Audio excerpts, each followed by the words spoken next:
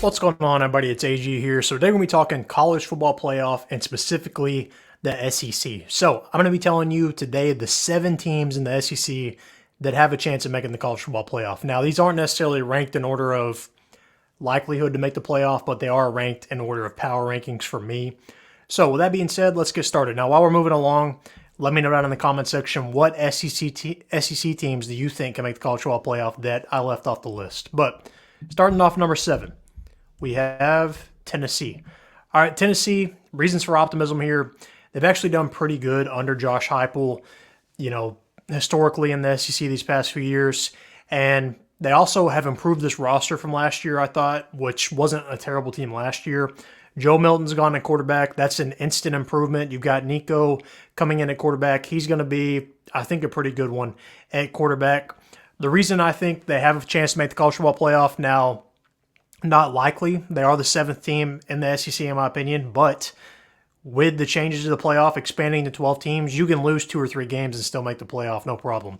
So what are their toughest games? You've got NC State, a team that I think could realistically win the ACC. I don't think that's a far stretch. So if you can have a win over the ACC champions, that's going to look good on your resume. Let's say they beat NC State. NC State wins the ACC championship and they lose to Alabama and Georgia. That team is getting in the playoff because you've got to win over a playoff team. Let's say you didn't get destroyed by Alabama or Georgia. You kept it relatively close. They're still getting in the playoff even if they lose 2 of these games. Now, if they lose all 3 of these, probably not. But they could shock me and beat Alabama. I don't know. I don't think it'll happen, but it's definitely possible. This isn't the Alabama of old, I don't think. So I think Tennessee probably loses 2 games, but could lose 3. I would not be shocked if they lose to NC State. All right, number 6, LSU. Toughest games they play, USC, Alabama, and Ole Miss.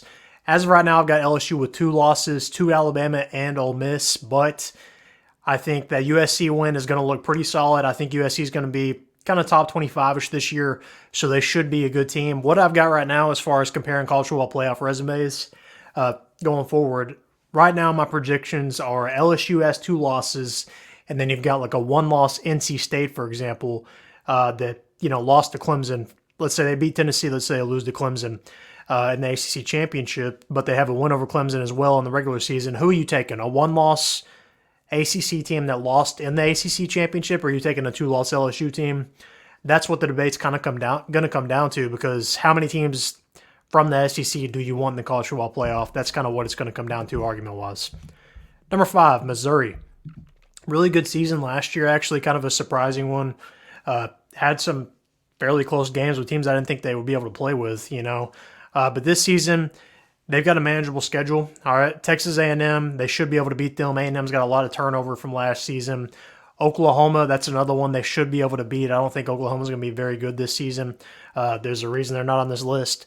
And then Alabama. Now, Alabama, you're kind of noticing a trend here. Them and Georgia are on a lot of these teams' schedules. So I think Alabama and Georgia are going to make it through this with losses. So who is going to beat them? I don't know. But I think they're going to have to lose to one of these teams. I don't see Alabama or Georgia going undefeated through this tough schedule. So I think Missouri could definitely go undefeated right now. I've got them with 1 loss against Alabama, but wouldn't be shocked if they ended up undefeated.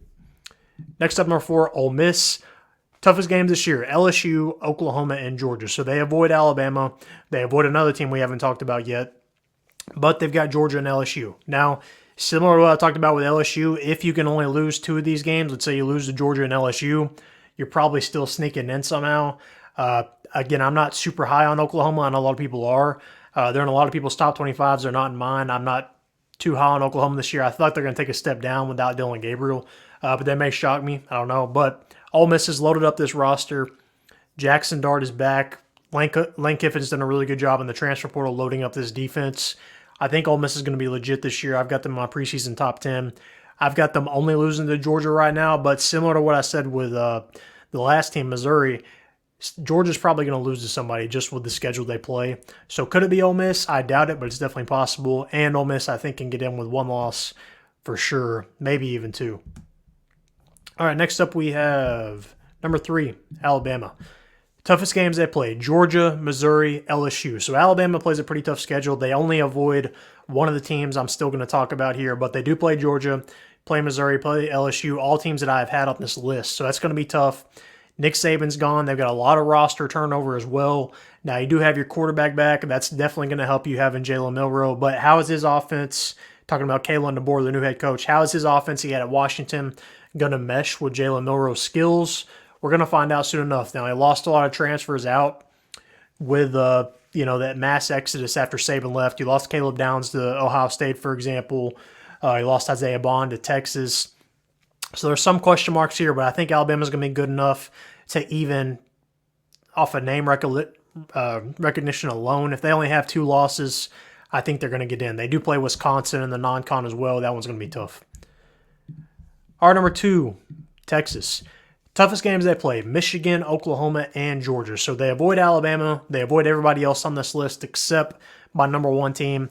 But they also play Michigan in the non-con. Now, this isn't the Michigan of the past few years, but they're still going to be pretty tough. We saw Sharon Moore, for example, in his interim stage last year, beat Ohio State, beat Penn State. They've got Donovan Edwards back at running back. They've got probably the best defensive line in the country. We're going to know a lot about Texas early. They've got Quinn Ewers back, but they lose a ton besides Quinn Ewers, particularly at the wideout position. Then Oklahoma, that's always a rivalry game. Oklahoma beat them last year. Now, again, Dylan Gabriel's gone, so how is Jackson Arnold going to look at quarterback for Oklahoma? And then you've got Georgia. Georgia's been the power as of late. They've been the national powerhouse, so that's going to be a tough one.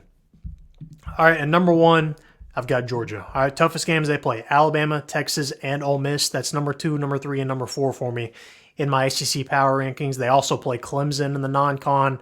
Georgia's got a brutal schedule. I don't see them making through it unscathed, but with it being Georgia, with the quality of potential losses, I think they could even lose 3 games and still get in.